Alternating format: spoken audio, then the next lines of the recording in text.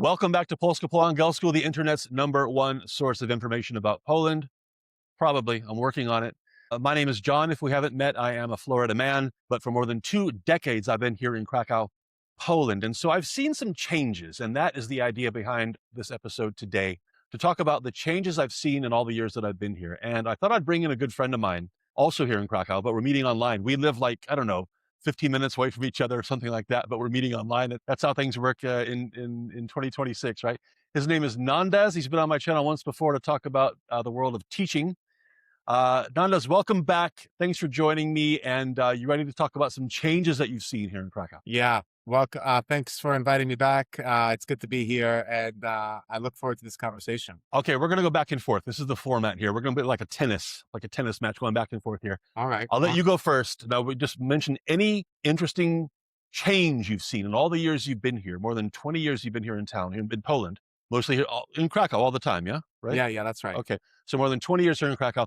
You talk about changes you've seen. We'll go back and forth, and we'll see who has the more interesting changes. You go first. Okay, so yeah, I guess the one I want to start with that I'm sure you'll have something to say about, John, is tourism. It has exploded. When you and me came, it was backpackers sleeping on hostel beds for 30, 40, 50 zlotys a night. Now we got Michelin star restaurants everywhere, 5-star hotels with spas built into the buildings, and people. The square is absolutely packed with people of all ages, but they're coming and they're spending, and the city is making a killing. What do you think? That's a good one. You're right. 20 years ago, this was a backpacker destination. Everything was down market. Like you said, that's a good example. Hostels for 30 zlotys a night. Of course, you were sharing a room with like 15 people, but that's another subject. And now, 20 years later, it's like those people are coming back maybe, but with a lot more money, or their parents are coming here. And like you say, everything is upscale now. More and better hotels, better restaurants. There's a downside to this too. Here in Krakow, the center of town feels more and more like it's only caters to tourists. Everything is either a hotel, a restaurant, or a gift shop. And that gets a little bit old. And so I'm not too happy about that, but you're right. Huge changes. Okay, here's mine, Nondas. Try this out. And I think you'll agree. My first change I want to mention is expectations from young people. And here's what I mean. When I say young people, let's say high school and up, let's say university people. I can remember a time, and you remember too, when ambitious people were happy if they found a job that paid them 3,000 zlotys a month. That was it. Oh my God, I've made it. I'm set for life. And now that's a joke. I mean, you see these things in the news all the time about how young people, the conversation starts at 10,000 zlotys a month. That's what they want, whether they deserve it or not, whether they're qualified for that or not. That's what they want. That's what they expect. They're going to change jobs every 6 months. They expect to travel abroad 3 or 4 times a year. They want to have their own apartment when they're 26 years old. This is a different world than it was 20 years ago.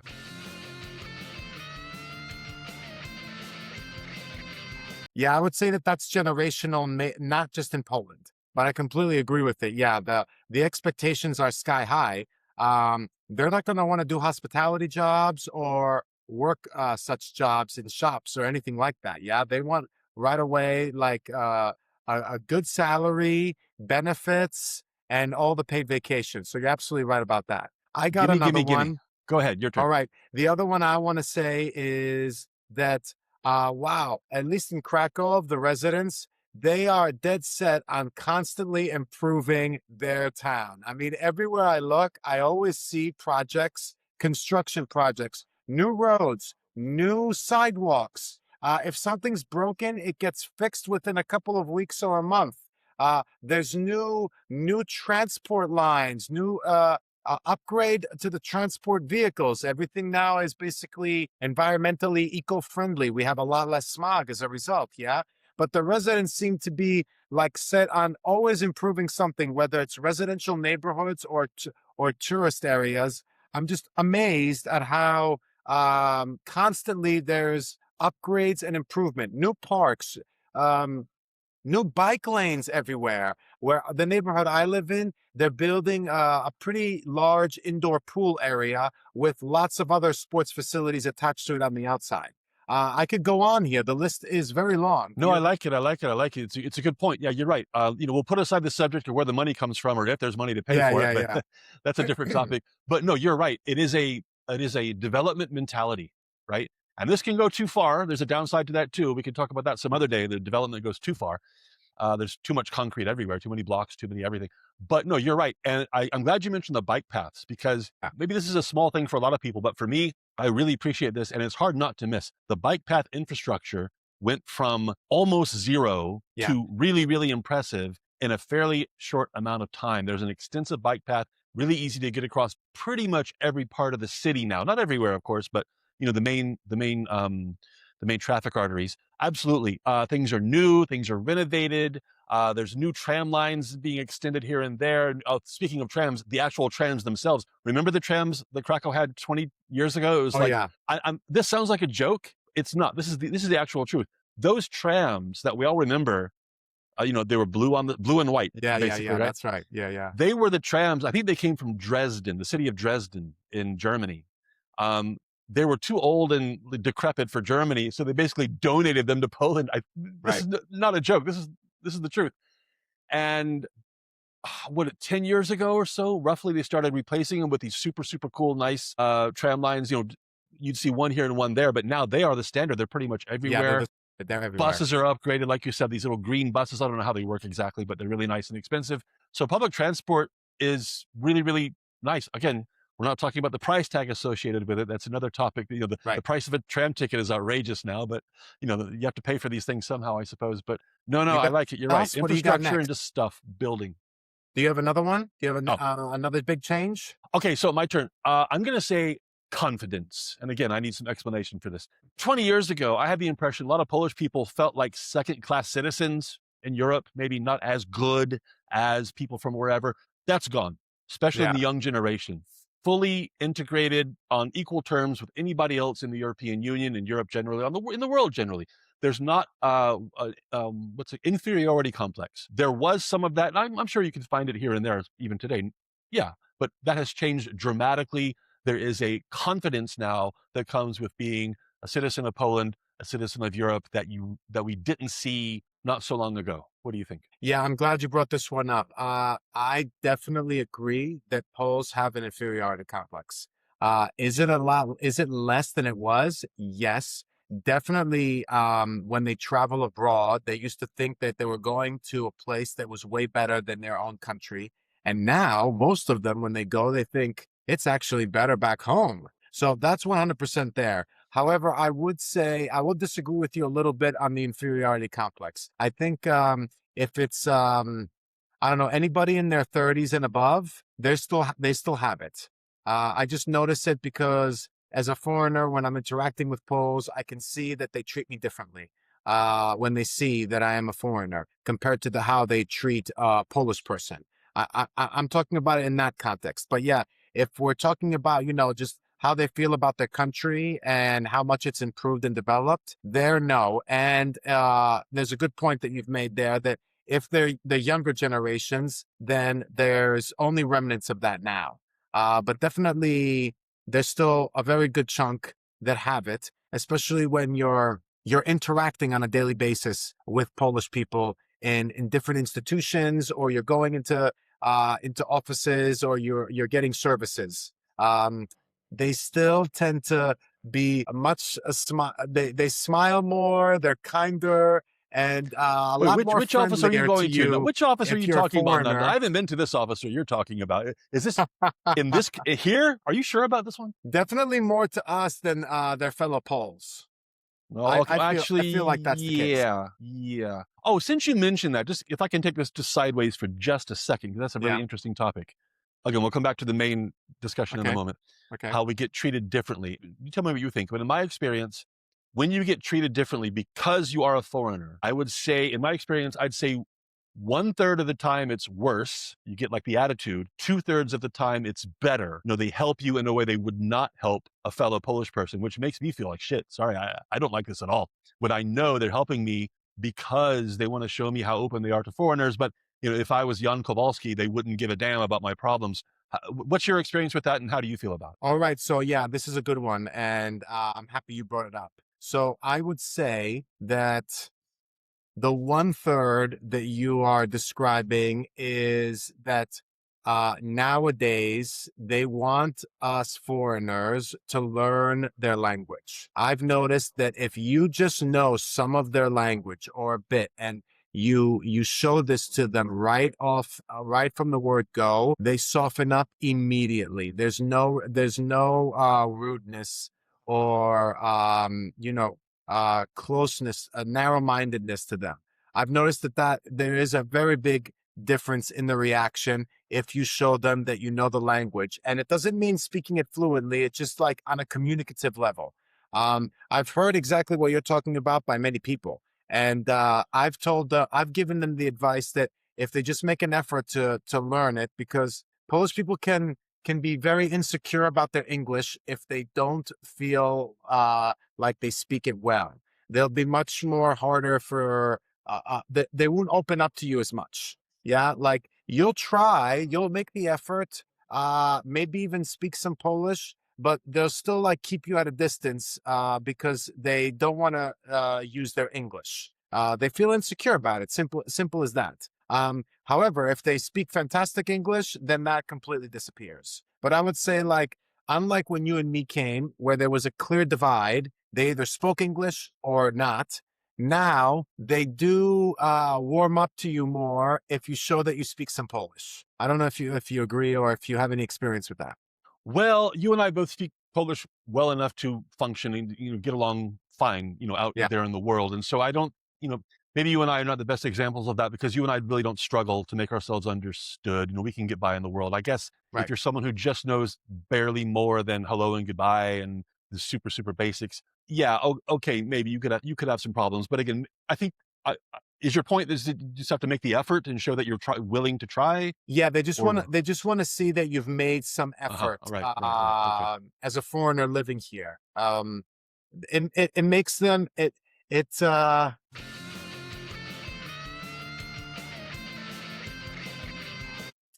I don't know. It's endearing. They just like it because all Everybody of likes them that. know that their language is incredibly hard, and they see Yes. that more foreigners are Yes. moving and living in their cities, especially if we're talking about the Poles in the cities now. Yeah. So for them, it's like, okay, you're coming to my country, you're working here, you're living here.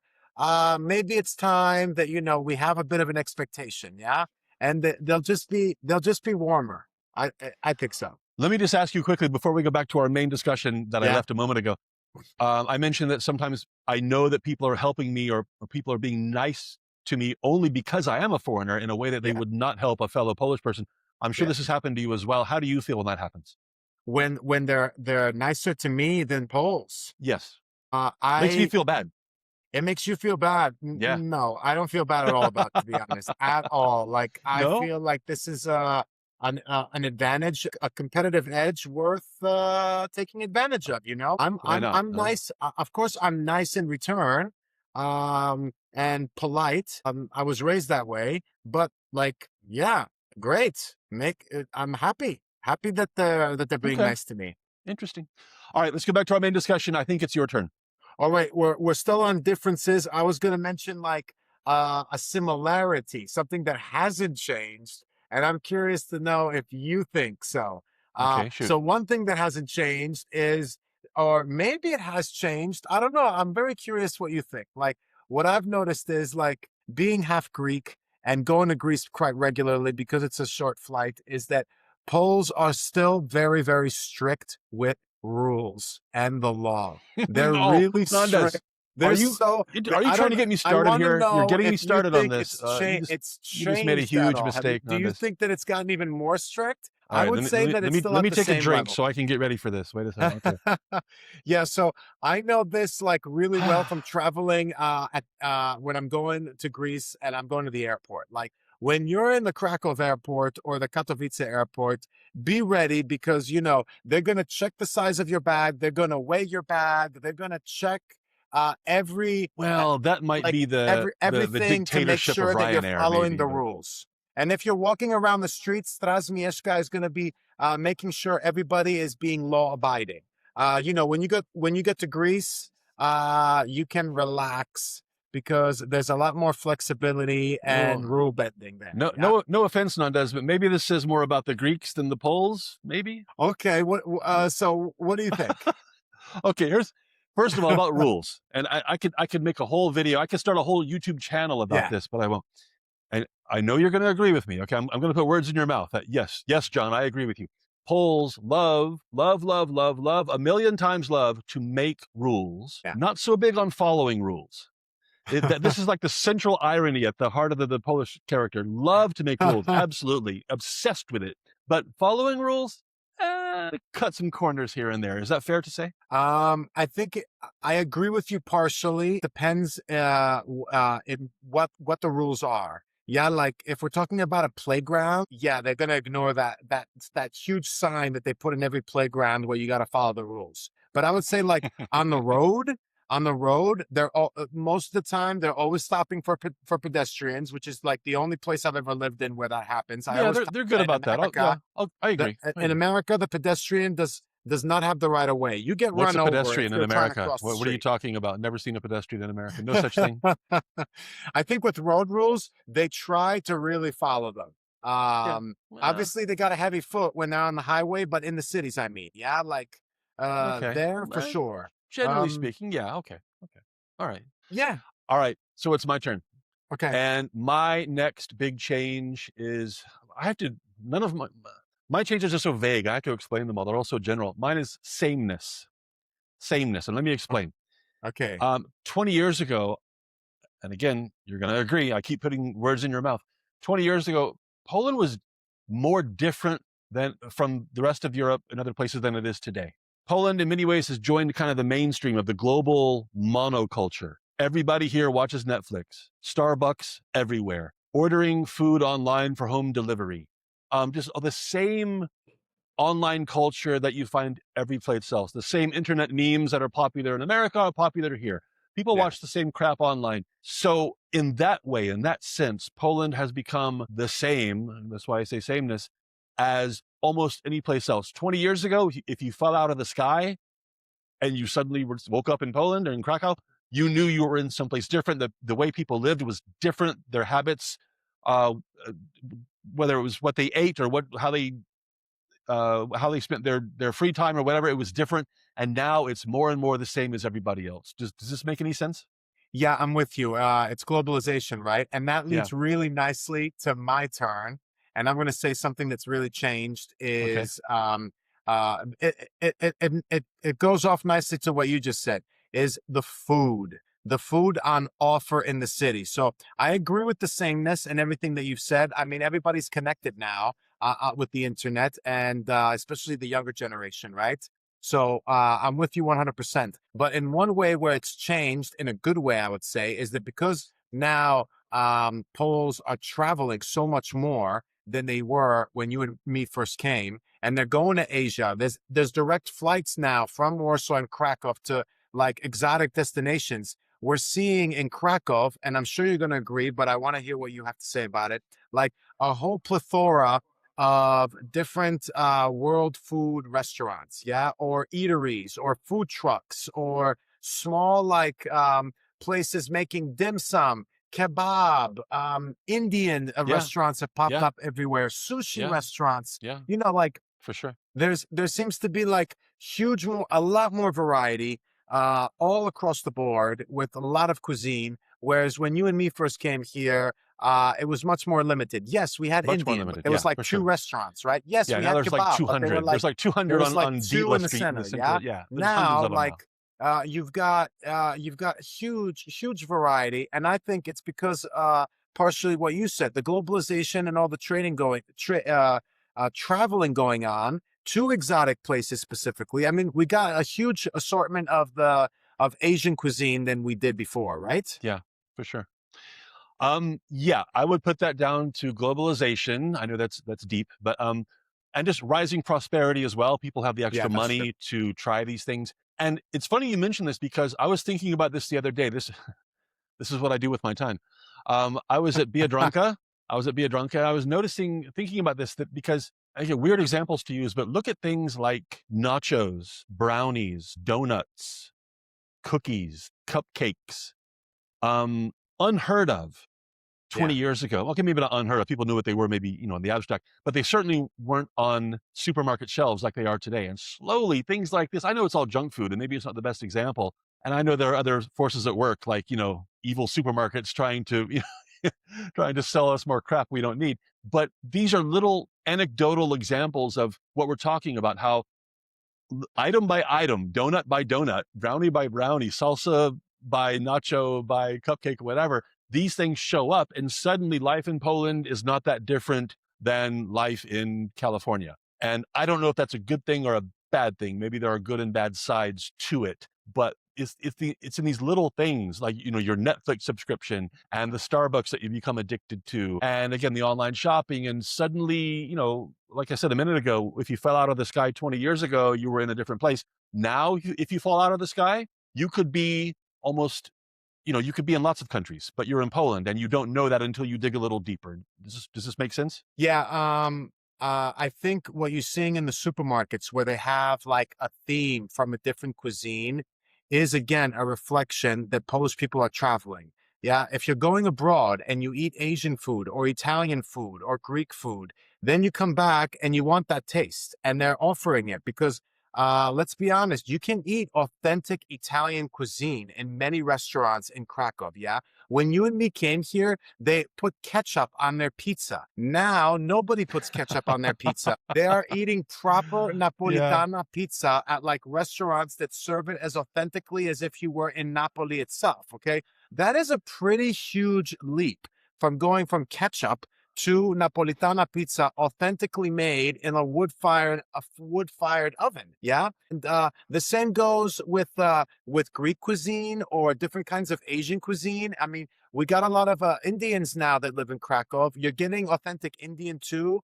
I'm seeing I met an English friend who was visiting in a Chinese dim sum restaurant in Kazimierz, and it was proper. It was proper Chinese food, proper dim sum. I'm pretty sure the Chinese didn't. They were working in the kitchen, who I could see when I walk in. They didn't speak a word of Polish. So I think that's all because it's reflecting that people are going to countries like even China, and then they're coming back and they want that food. So Biedronka and Lidl and the main supermarkets are offering all of the Indian curry pastes, even, and just regular ingredients that never existed in the supermarket before because they even want to cook it at home now.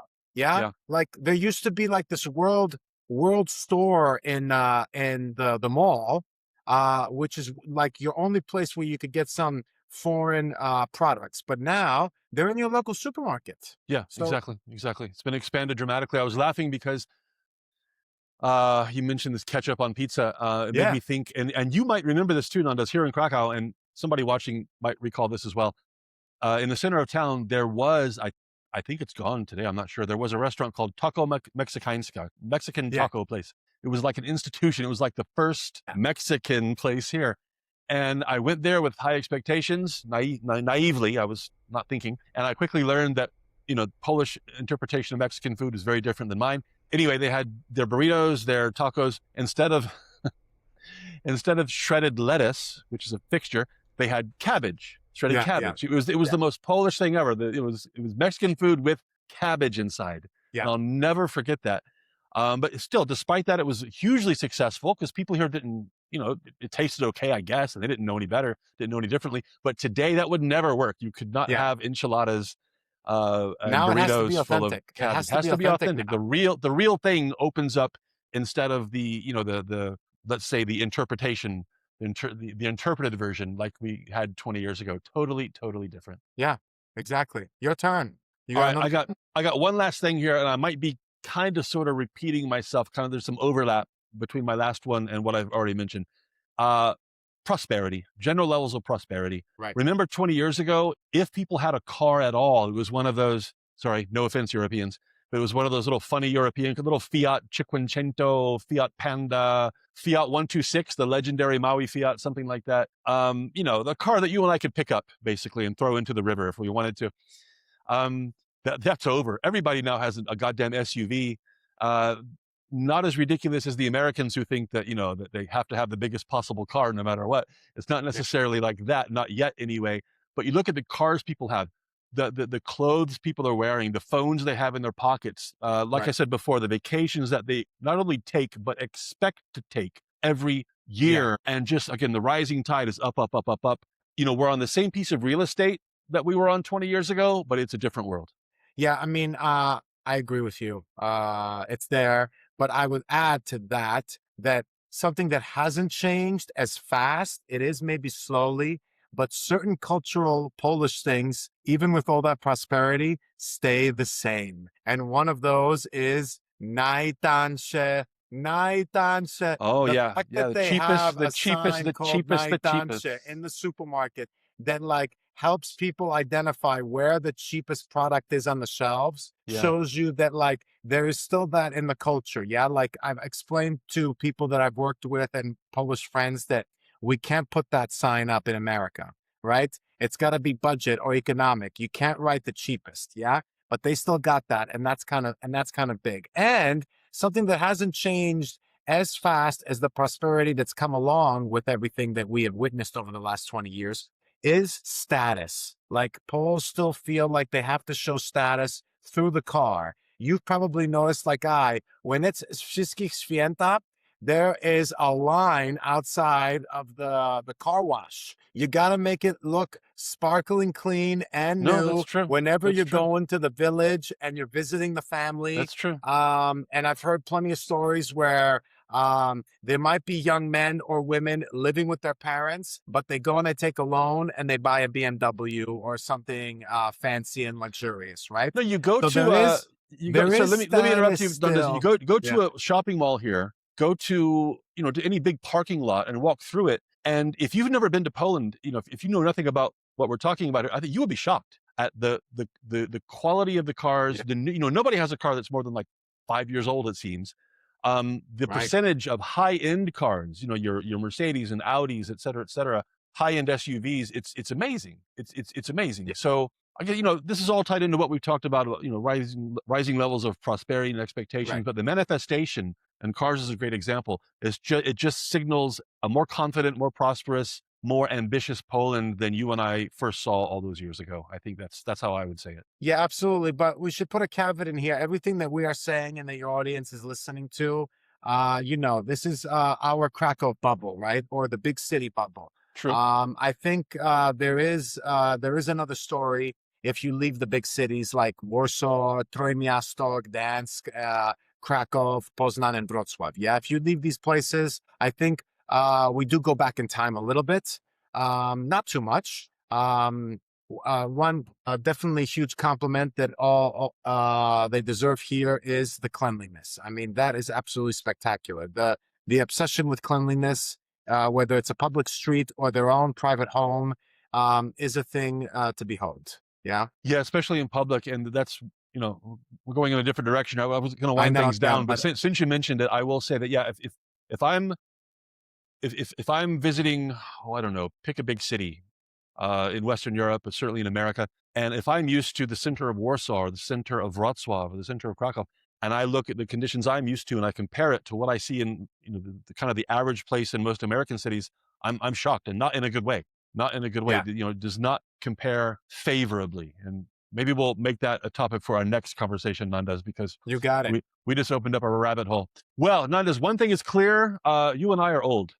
So that's basically that's my takeaway from this conversation for sure. So that's our look back at the big changes we've seen here in Poland over the last 20 or so years. If we missed anything, we probably did. Let me know in the comments. Let me know what you think. Are we right? Are we wrong? Because I think we're right. Anyway, you tell me what you think in the comments. Thanks so much for watching. I appreciate it. Please like and subscribe if you haven't already. And as always, since you're here, why not watch one of these other videos from Polski Polangelsko, the internet's #1 source of information about Poland? Probably. I am working on it. Thanks again to Nondas for joining me, and we'll see you next time.